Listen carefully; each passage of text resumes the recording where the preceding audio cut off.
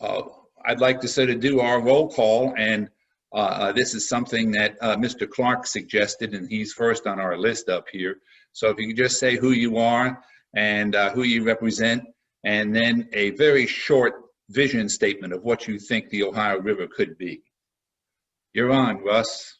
Okay, thank you. Russell Clark with the National Park Service, Rivers, Trails, and Conservationist Program, stationed here in Kentucky.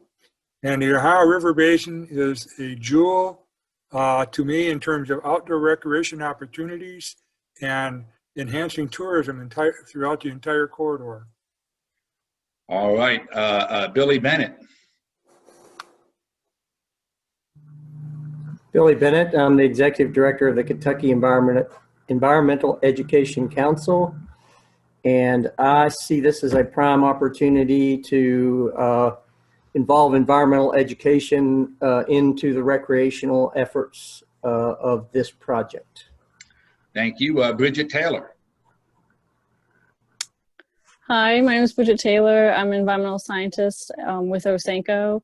I deal with water quality testing along the Ohio River, and I guess my ideal for like recreation along the Ohio River would be environmental education and just more connection to the river and seeing more people on it.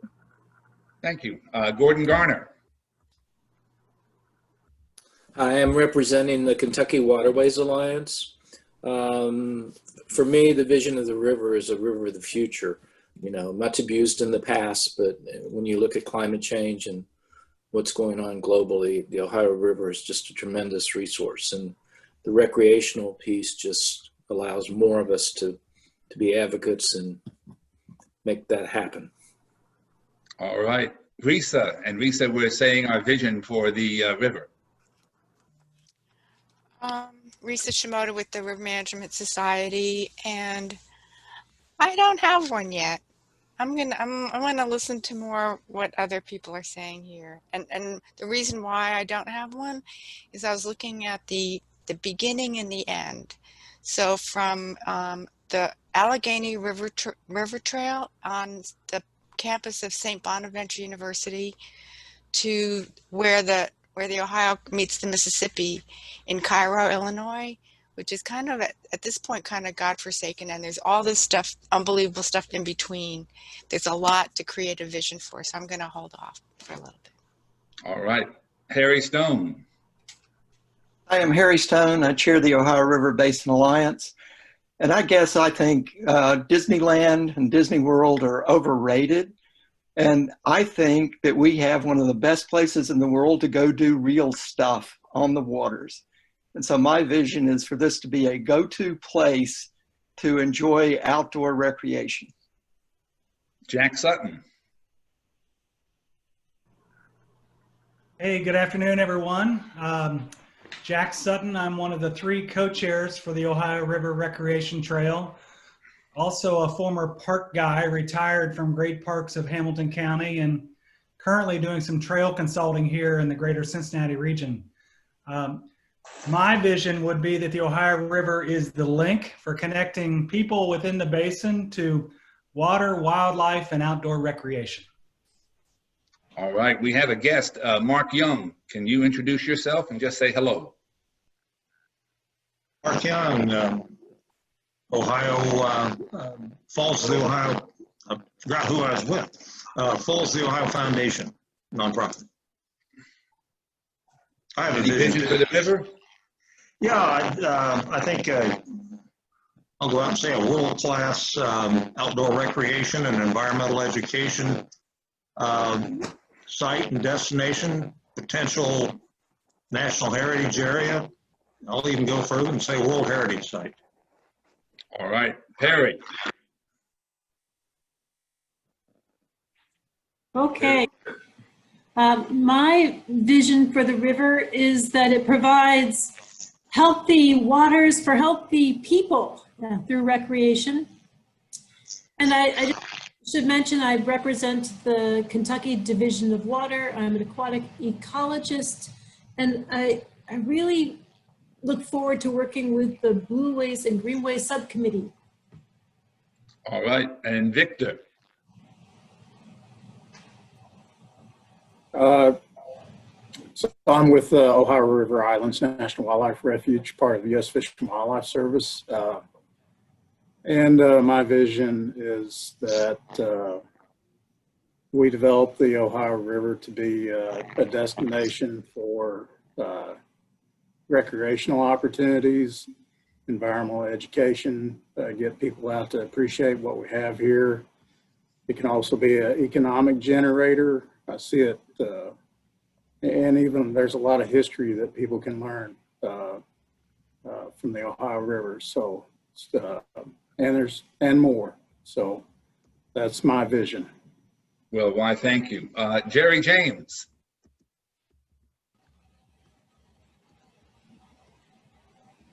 Jerry, are you there? All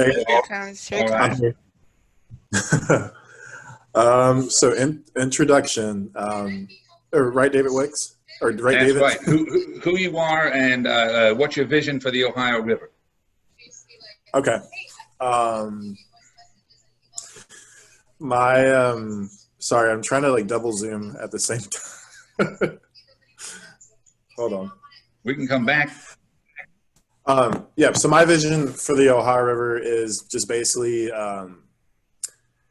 having more people have access to it, breaking down the barriers of entry, getting people to change their mentality about it. It's just like this like unsafe space, and also increasing the diversity and equity inclusion, you know, with river access. So those are my goals. All right, thank you.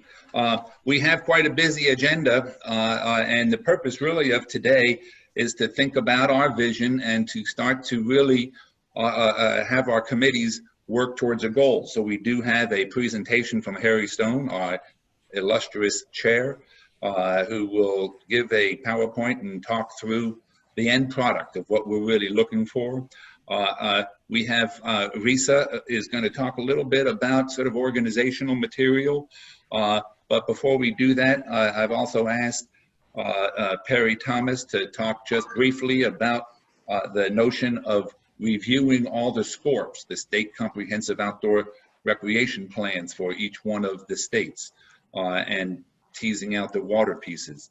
But before we get started on that, I just wanted to introduce Jerry again, who you just met earlier. And Jerry is very involved with the American Canoe Association. He is the state director for the Commonwealth of Kentucky.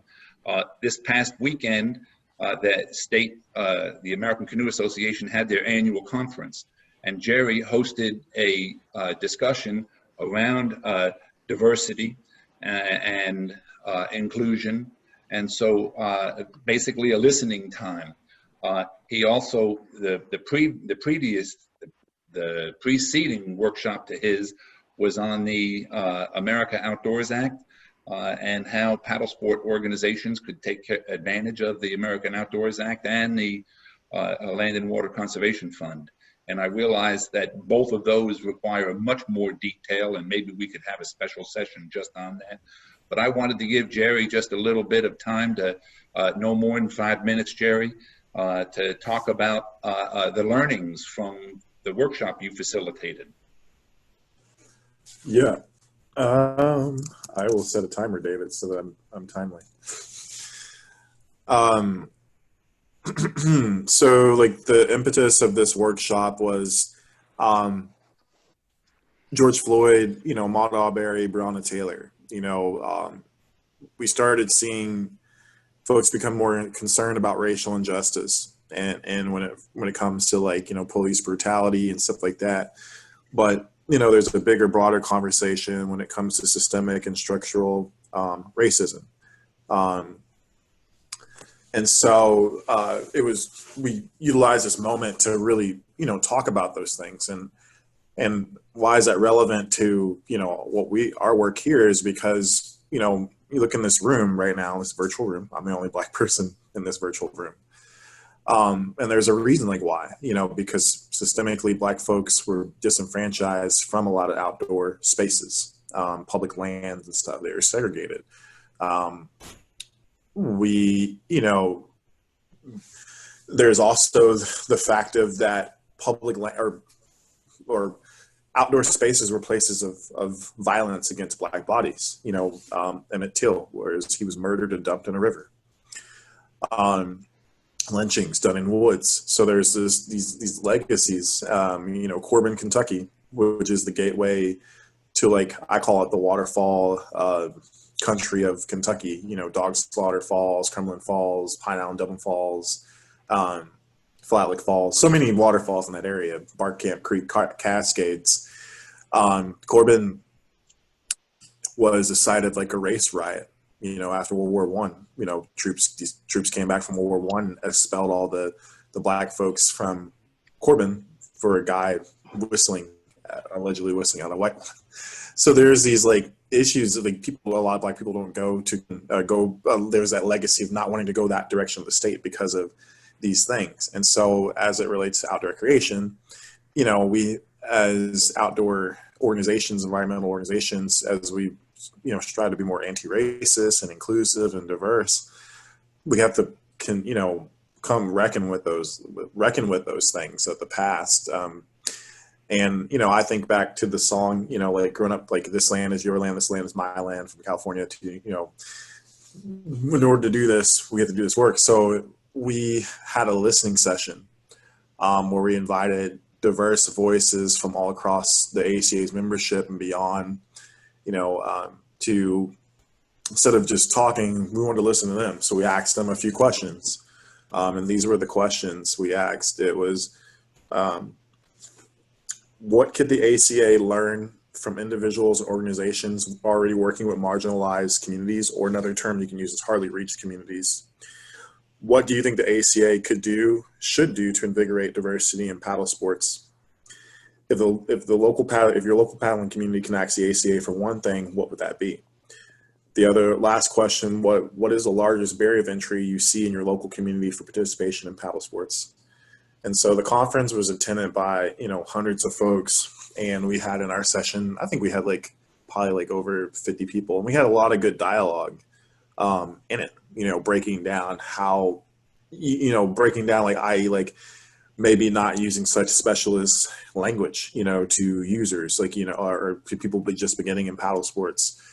We talked about representation, you know, in like talking to our kayak and our paddlecraft manufacturers about putting people of color in advertisements, stuff like that. Like, I think going on a government entity, you know, the Forest Service does a really good job with that. The Forest Service, you see posts or billboards that have, you know, families of color enjoying, you know, for those resources.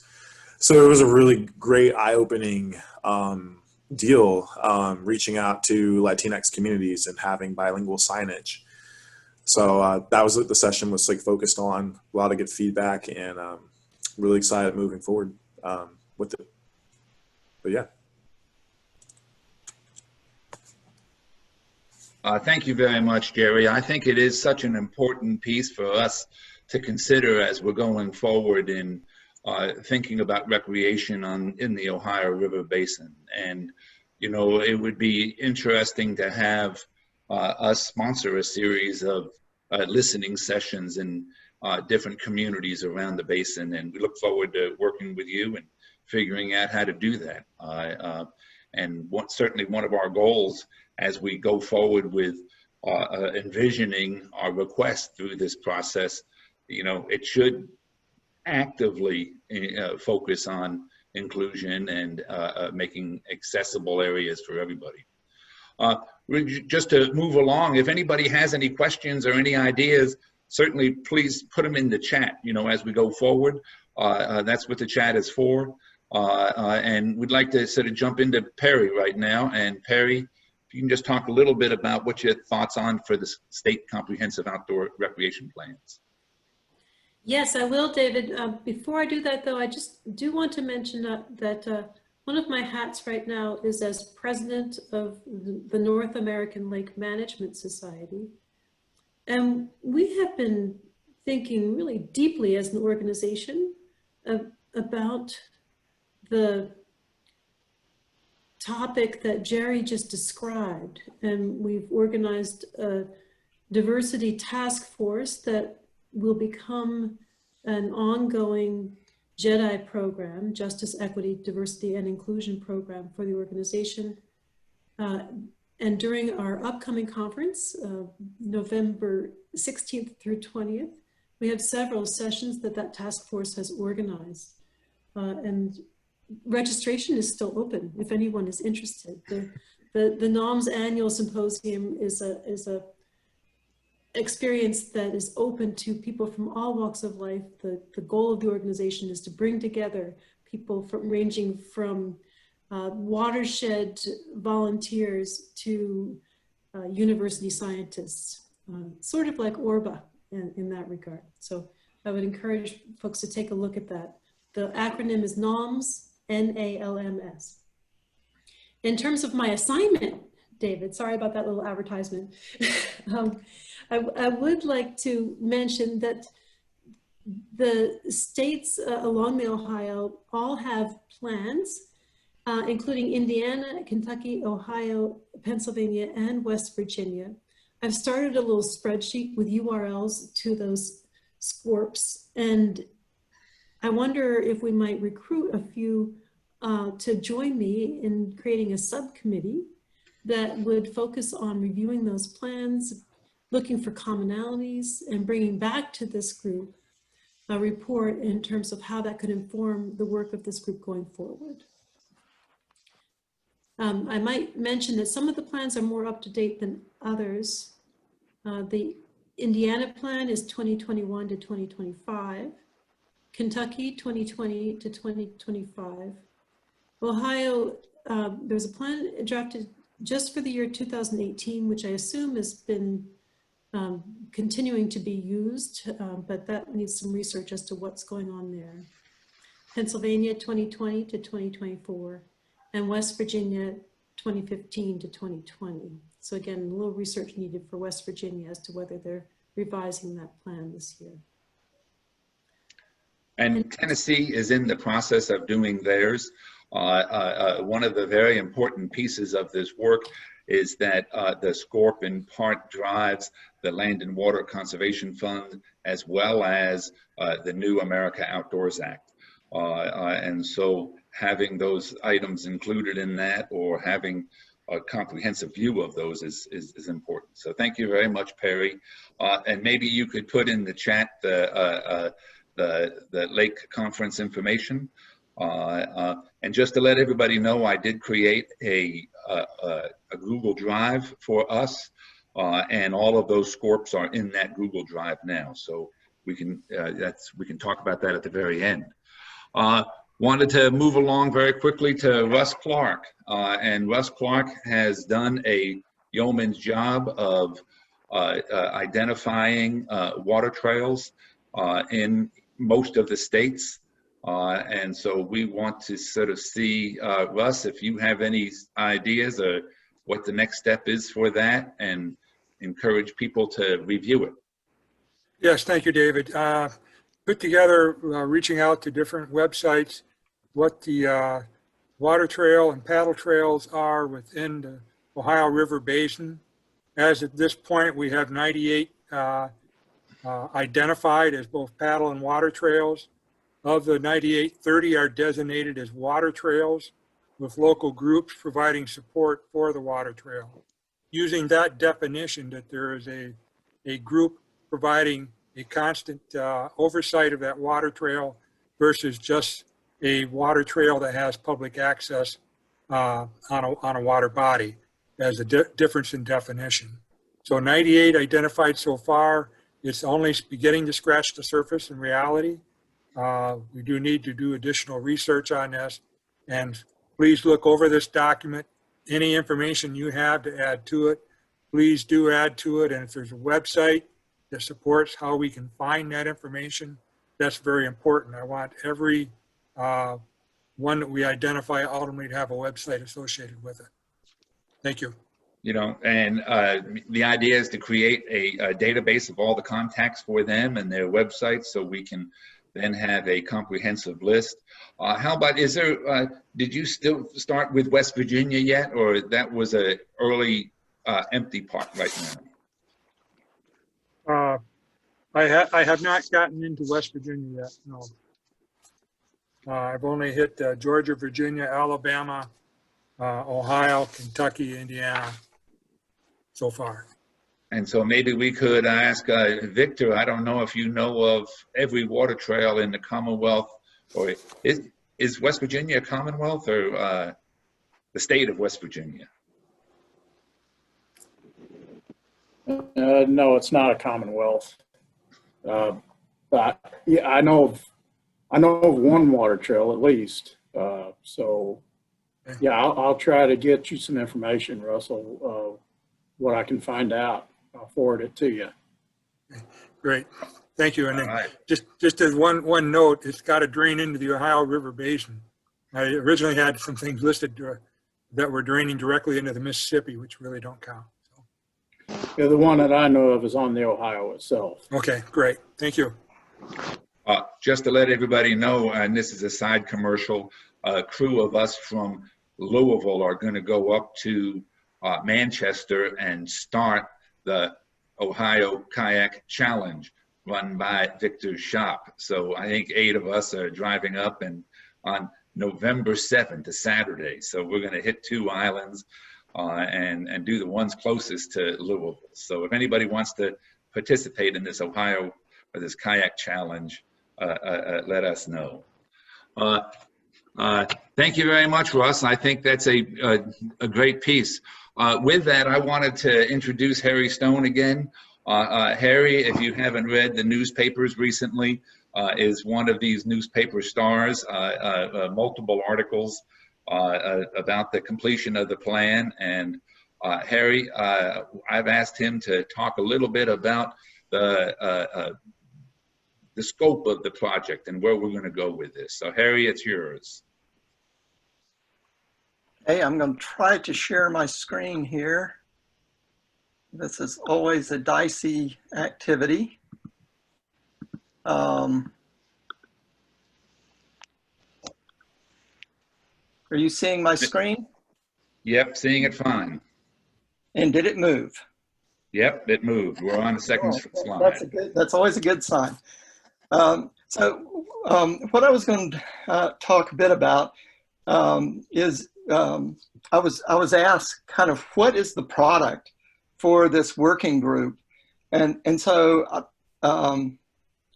because at the end of the year there would be a report, and so what I wanted to do is just kind of talk through that. As I'm talking through that, let me tell you that I put a lot of work into this to think about it, to get it to this point, but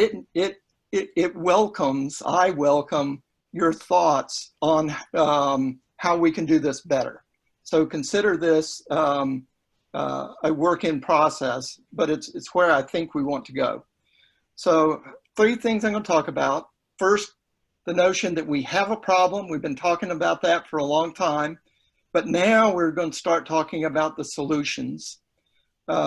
We have an approach to reach the desired outcome, and just a touch on what will be in the working group annual report. So from the notion that we have a problem and we now have a solution, we have had a challenge in the Ohio River Basin that we did not have a collaborative strategy for the basin. As a result of that, we have not been able to speak with a single voice. We have not had good leverage, influence, or funding for the basin. And we now have the plan that is out, and that provides a framework for being able to bring together that collaboration and that single voice we're looking for to solve that problem of lacking a unified voice and shared agreed upon priorities. So the plan is a framework. So what I mean by that is use it, but don't feel trapped by every word there. The second thing is that we have begun collaboration in this working group, but there are things that, as David knows, work across working groups. In fact, we have, just about everything connects with every other working group. And so we'll be having monthly working group leader meetings so that we can collaborate, so that we can coordinate things where there's mutual benefit in different groups and not be duplicating efforts. Another important thing to do is right now we have, 250, 260 members in ORBA and maybe, 140 organizations represented. That's a nice start. And we're starting to get the governor's offices involved. That's a nice start. But we want a much larger collaboration. And in particular, we would like to begin engaging more young people. They're the folks with the greatest level of enthusiasm. So we would really like to begin engaging them. So as you're working through your working group, think about how we can do that. As we work through this next year, one of the overall outputs from ORBA will be a plan to go forward that will encompass the things where funding is needed. So as you're working on this, there are some things that you can take care of. You may knock out some of these strategic actions this year. That's great. There are others that are going to require substantial amounts of funding. So as you're working through the strategy, part of what you'll be wanting to do is identify those that are going to need substantial funding and begin to build the case. What is the need? What is the solution? What would it cost to get to that solution? And what are the expected benefits of implementing that solution?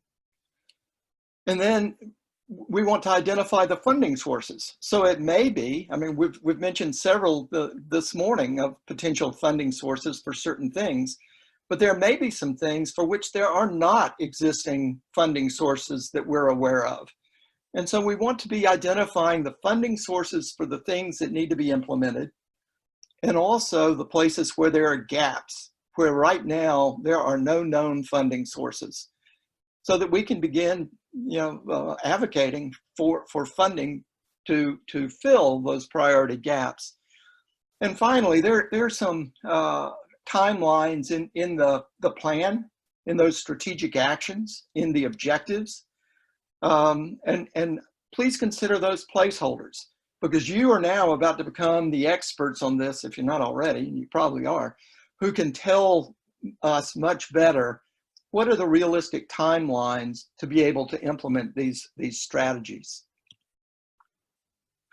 So in terms of the approach to reach the desired outcome, and this is sort of what I see as the work that'll be done within the working groups. And first is to begin with the end in mind. Develop that vision for your goal. And we'll talk about that, and Risa will talk about that even more, I believe. Take the time to identify who is already working on your strategic actions and what is being done. One of the key guidelines or guiding principles for ORBA is not to recreate anything that's already out there, but rather leverage it, collaborate, bring it together. So we need to identify who's already working on these strategic actions and what's already being done. On some of these strategic actions, well, on all of them, you need to really ask the question, is this one we need to lead? Or is this one where we really just need a liaison to connect with some other organization that's already carrying this out? So I think I'm making this up. Let's say you had a strategic action that you wanted to do canoe and kayak education and training. Well, I think we ought to go talk to the American Canoe Association. They've already got a lot of those programs. There are state programs and other programs. So on that, maybe all we really need is a liaison to that group. There are others where there may be a lot of stuff going on, but it really needs leadership to provide collaboration in order to move things forward. And so in that, this working group may provide that kind of leadership to facilitate the collaboration to move forward strategic actions. And then we want to develop an action plan to carry out those strategic actions. What are the steps, 1, 2, 3, 4, that we need to do that will get us to the desired outcome, to accomplish the strategic actions and to achieve the objectives. And finally, establish success metrics. And you don't cheat. You don't do this after you've finished. You do this up front. So what is it that you want to measure to say, we did this and we did this well? Build that into your planning up front. And we'll talk about that. So when we think about the vision for the goal, and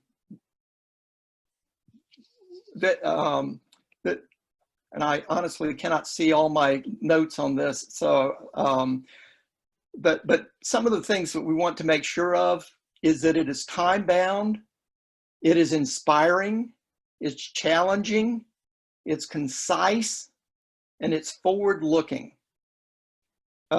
So as you work on your vision, what you really want to ask is, if you did everything right as a group, what would the Ohio River Basin recreation nature-based recreation look like in 10, 15, 20 years? The next piece is to develop an action plan to address the strategic actions.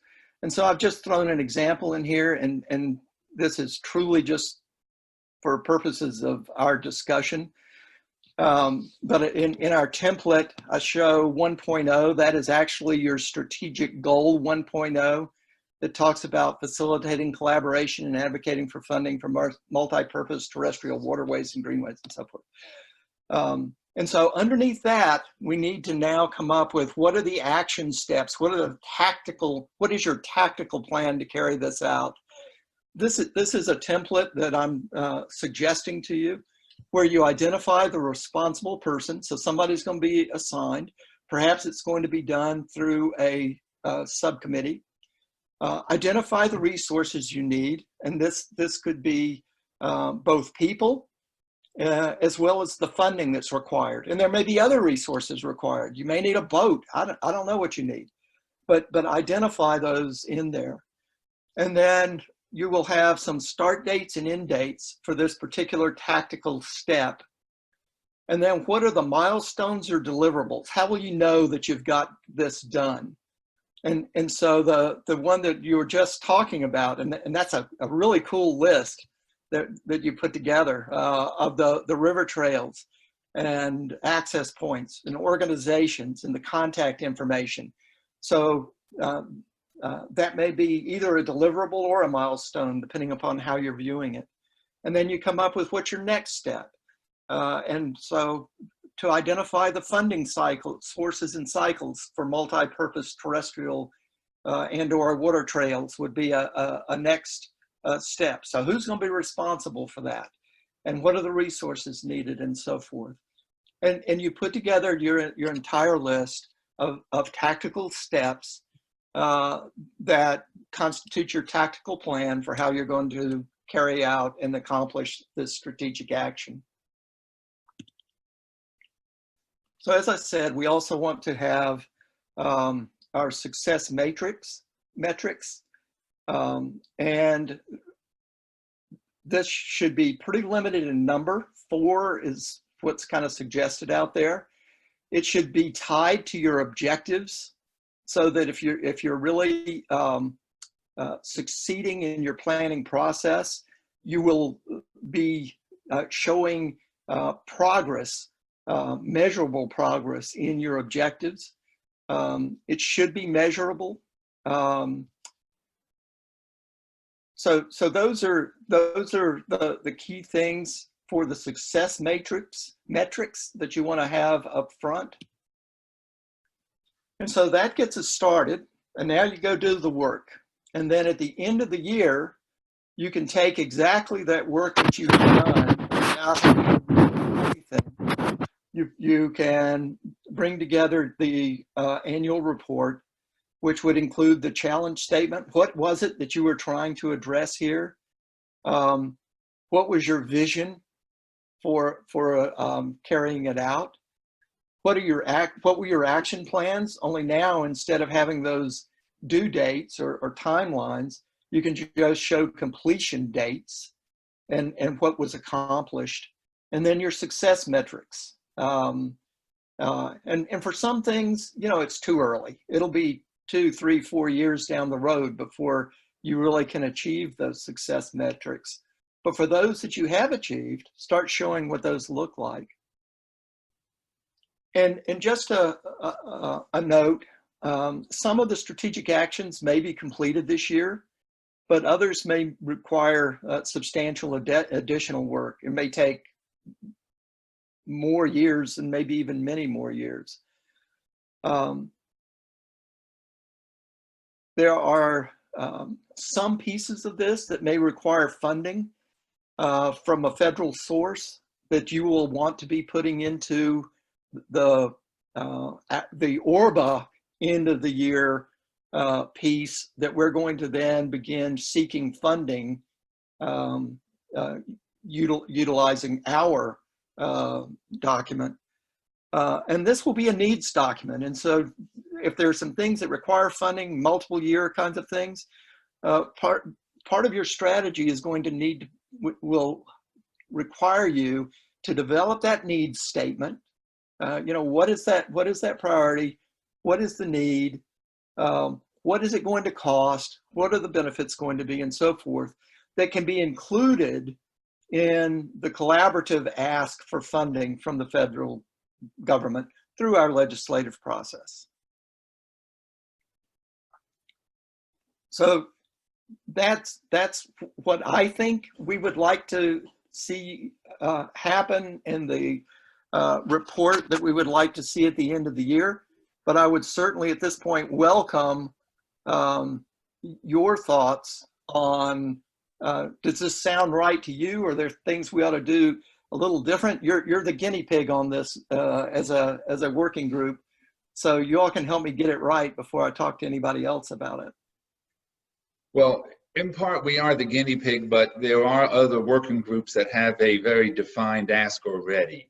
And so the interesting part for recreation is that it's going to be included in one comprehensive ask in 2021, 2022, whenever it is, that it combines the transportation corridor and the restoration of all the locks, which is incredibly expensive, or the initiatives for clean water.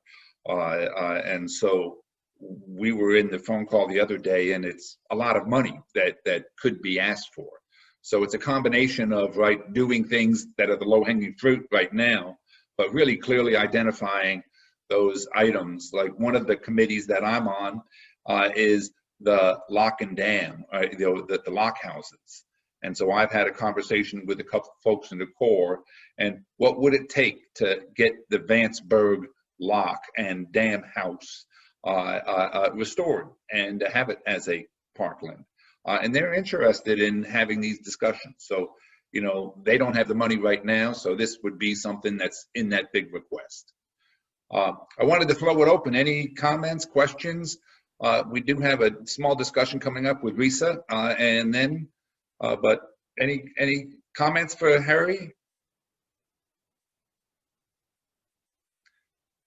Any criticisms, you know, unclear pieces? A question, Harry. I have a question. Yeah. So we have committees, and we're going to talk a little bit about the committees in a second. But to get this collaborative, not just the vision, but this body of work into the report to just be operational for a second, would you suggest, it's sort of like lumping or splitting. Would you think, you know, establishing the vision and then seeing how the committees think they would contribute to that? That's one way to do it. Or the committees could go off on their own with their own kind of internal directive of how to bring river towns to the overall project objective, and then see how they fit. You could do it either way, and the process will probably be a combination of the two. Yeah, that's what I was just thinking. And I don't know that I have a strong preference one way or the other. I would think, you were talking lumping and splitting. Well, the other thing is delegating and managing and dictating. And I'm much more of a delegator, perhaps to the point of abdication. So I would really encourage the groups, the committees, subcommittees, to think about what would work best for them. And as long as they can come back with a process that will get us to success in terms of the objectives we're trying to accomplish, I think that's great. I think if we do it that way, then David or someone will have to look at what the different committees come forth with, because they'll overlap. Because there's 8 committees. So what they all want, aside from funding, what they all want or think that are critical or priority activities will overlap. So someone's going to have to, manage that part and then start sweeping them in together.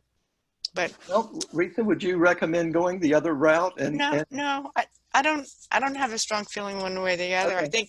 I think either way, if you do, you can do it that way. If you start from the top, I think it can work either way. I don't think it really matters. What if there were a steering committee consisting of one member from each committee that then allowed the backing and forthing, Risa, that you described, so it could be top down and bottom up at the same time? Right. I think, one thing that I think that we'd like to do first is to establish a lead, a person, whatever you call them, for each committee. I'm calling them a convener. Convener. Do you have them chosen, David? Well, I didn't choose them. They all volunteered. Okay. And so we don't have every committee as a volunteered yet, but Russell Barnett has volunteered to sort of convene the Greenways group. Let's see. Careful in your use of the word volunteer there, David. David Rutter has agreed to be the digital guide piece. Who's that? And then Russ Clark has agreed to at least continue to work on this. Who is digital guide? Sorry. Oh, David. Okay. David Rutter. And I can send that around as I don't have all of them set yet. I didn't mean to jump into that, but thanks, Harry, for your input. So, but we can, since it's probably. Any other comments? I think we need to be clear, because I tend to fall into this trap often myself. It's just how I'm a doer in part, so I say, we want to create new access points. I'll go down and start walking around looking for an access point and trying to get money to raise for that one spot. And what we're really talking about is doing both. We want to have some action going on now. We don't want to, if we see a good thing we can do, let's do it. But we're really thinking about the long term. What can be included in a larger ask that can really substantially transform our basin. So it's doing things. Any other thoughts, questions for Harry? We want to move on to the next crew here, and Reese is going to talk about the committees, and hopefully we'll have a little time to go through each committee as well. But Risa, what are your thoughts? She has volunteered. She's an organizational person who runs a big nationwide organization and is used to snapping the whip and getting people to do work. Is that an accurate description of you, Risa? I don't think I'm a very good whipper of anything, but I like to organize things. I'm going to just show you something that, so I have to coordinate this with you, David, but I also set up a Google Drive folder. Oh, we'll use yours. That's fine.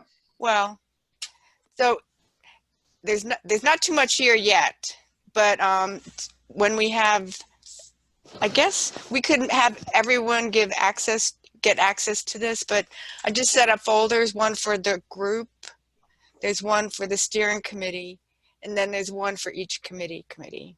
And just as kind of straw dog titles, each folder has a little folder for images, meetings, reports, and resources, and however you define it. So it doesn't matter, but it's a place to begin to sort resources for each of the committees.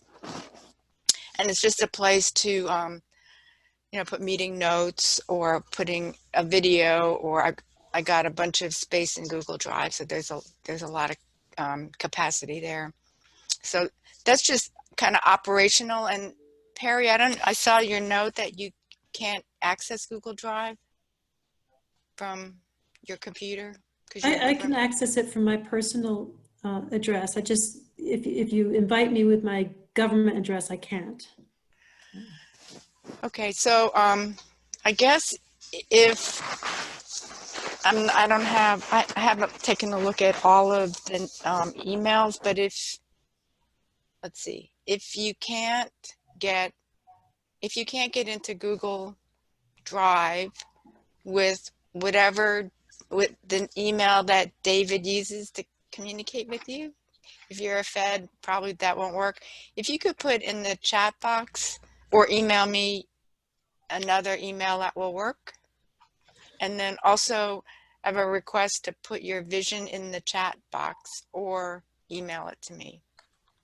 And then we'll just make sure everyone has access to all these. And they're empty right now. So David will put the reports in, but so that's just a piece of structure to help people communicate. Just to let everybody know, I'm recording this, so I have your vision statement. So we're going to compare and contrast what you write in the next 10 minutes, what you said. So start typing. So you can have a new one. You can make a second one up if you want. That was a joke, you're right. So, you know, my role in kind of organizing is just to help set this up, and what the reason why each committee will have a report section is I think I've offered to help combine the reports or summarize the results or identify the collective metrics, so that when we have a report, I don't have to beg everybody for all the information. And on the vision, I think it would be just good to see what everyone thinks is the vision, because you know, you can have a meeting for like 7 days about a vision or a mission, but I think one thing that I spoke with David and Harry a little bit about this, and the reason why I didn't write one was that I have a sense that the group is Ohio River. I know this Ohio Basin is Ohio River biased or centric. Not too many people from the Tennessee River. Representing elements of the Tennessee River, and that thing is so big. The Tennessee Basin is so big, and it's also managed by the TVA. So I personally don't have a sense for how all that fits together in a vision for the basin, the Ohio Basin. So I'm going to try to take what everybody contributes and then sew together what seems like a vision. And you know, one element of it to me is if I lived in Chattanooga, I would today, and a friend in Chattanooga, if I asked her if she feels like she is a member of the Ohio Basin community, she would probably throw something at me. I mean, I don't think she would say yes. And so, you know, one element that I've been thinking about, because I was just doing that research of the beginning and the end, you know, where it hits Mississippi, is that we look towards having people who are part of the basin know that they're part of the basin, because they may or they may not. But that, I mean, so that would just be my input into weaving into the vision, but I'd like to see everybody's. So that's my job is to put that together, so, or to help us put it together. So I'd like to just get your input, and then we could share through email or something like that. But then from David, I'd love to get those who have volunteered or whose arm has been twisted to be the leads for the different committees, because there are 8. There are 8.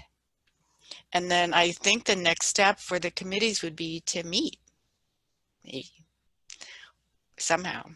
I don't know if you have timeline for that, David, or if you have in your in your mind how that should work, if it needs to be by email or if it needs to be in person, or because I don't have a sense for how far along any of the activity in the committees has gone yet, if at all. So I need input from you on that. That's all I have to say. Thank you very much, Risa. And just to let everybody know, the River Management Society that she directs is a fascinating organization, and people are more than welcome to join. And it's just a good group of kindred spirits. You know, we don't really have a plan. You know, there's not a preconceived structure to go forward. We do have committees. We do have some individuals who have and volunteered. And if you think you're really not a volunteer, say so, because I don't want to push anybody into anything, because this is above and beyond for everybody. Just to let you know, though, the Recreation Committee probably has a little bit more structure than many of the other committees. The National Wildlife Federation, which is probably, you know, the next sort of organized group, they have, I think, 2 full-time people working on it, but they're just now establishing their outreach group. And I think, Risa, what you said, you know, the Tennessee part of this, Brad Colette is a willing member. He could not be on the call today.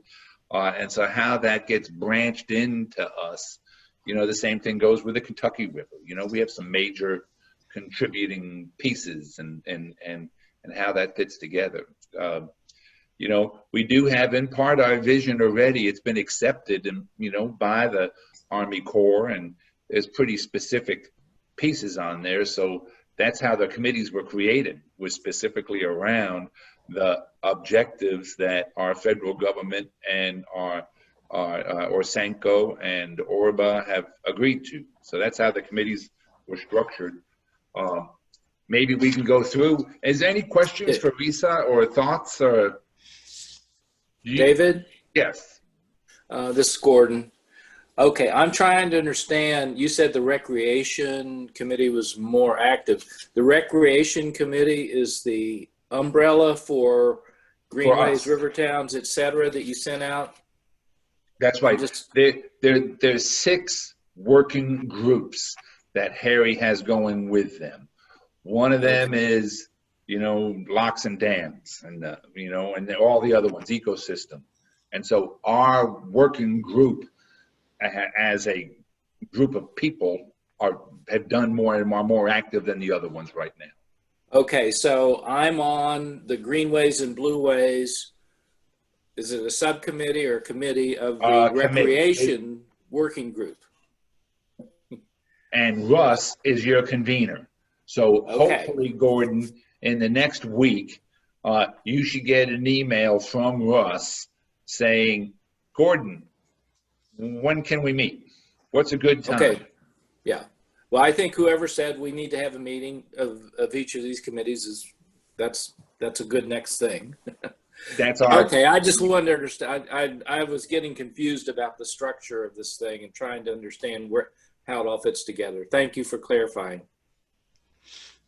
Yeah, so there are 8. So the committees are Greenways and Blueways. It was in the invitation that David has sent out. The river towns, water-related recreation directory, digital guides, funding, fishing, hunting, paddle sports education, public outreach to support outdoor recreation, vacant federal and state lock houses and grounds. And many people are on more than one committee. And I've sent around those committee assignments.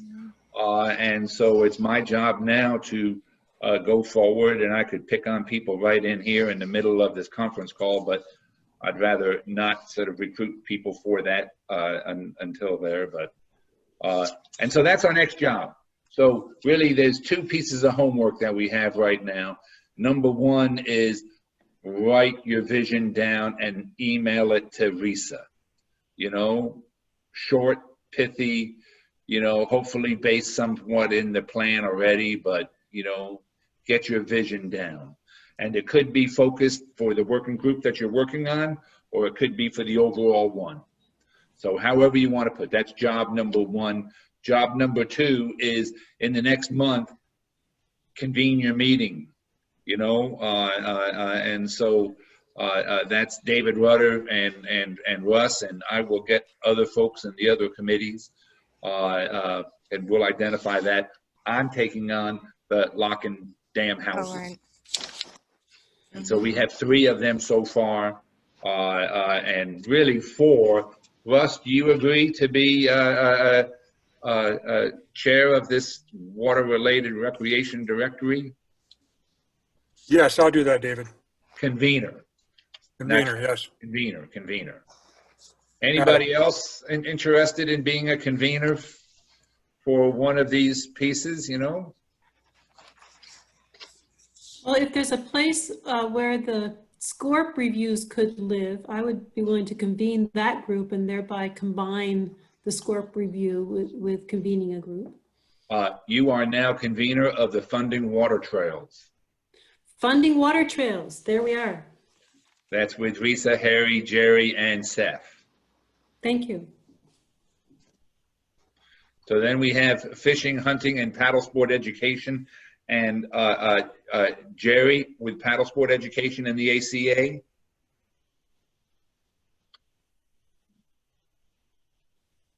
I don't want to go through and put people on the spot, so we'll get that unless if somebody else wants to volunteer for one of these. We have about 2 minutes left. And so I wanted to thank everybody. I wanted to thank Harry. 2 short announcements. On November 5th, we have a webinar, which I'll send around to everybody, done by the National Park Service, funded through the National Park Service, called the Underground Railroad Along the Ohio River, done by Dr. Nancy Tice. And she's recently published a book on it, and just it's a fascinating deal. That's November 5th. November 24th, the Louisville Free Public Library, with a variety of sponsors, including Orba, is going to host an interactive exhibit at the library. It'll be a soft opening on the November 24th, and it'll go for, he told me, at least 2 months of open total time. So it could be there till May. We have a nice wall that's 70 feet long, and we've got local artists to draw a map of the Ohio River. And we have some wonderful photographers and artists, and we're going to populate this thing. And we'll have a big poster around our work with the Ohio River Trail. Our next meeting on here is November 24th at 4 p.m. That same day as our opening, so I'll be down at the library, and I look forward to it. And Risa, if you could send around to everybody the login information for your Google Drive, and then start populating it. And I want to encourage, I just like photographs now, but put lots of photographs in it, you know, because that's what these reports really take, is a visual representation of it. Anything else for the good of the order? Thank you very much. Or we could just go around people who haven't said anything. Billy, you have been quiet. What's your, any observations? No, I mean, I think this is, I think it's a good plan. I think we're going to be able to kind of get things going here. And I'm sorry, I was just looking at the chat and Perry's asking me a question, so I'm responding to her. So yeah, no, I mean, I think it's good. I'd like to see where, you know, where this fits in with everything. And, you know, I think there's a lot of possibilities. By the way, if anybody who's in the state of Kentucky needs AmeriCorps volunteers, Billy has one of the best and easiest programs to have AmeriCorps volunteers working with not-for-profit organizations in the Commonwealth. Just wonderful. Right. Victor, any observations? I have to go. Okay, well, I guess we'll do observations. Do your homework. Thank you very much. Meeting's over. 1 hour. Bye. Hey, David, Yeah. could you send out Russ Clark's presentation? The Russ Clark, you mean the list of water trails that he developed? No, his, oh, I'm sorry.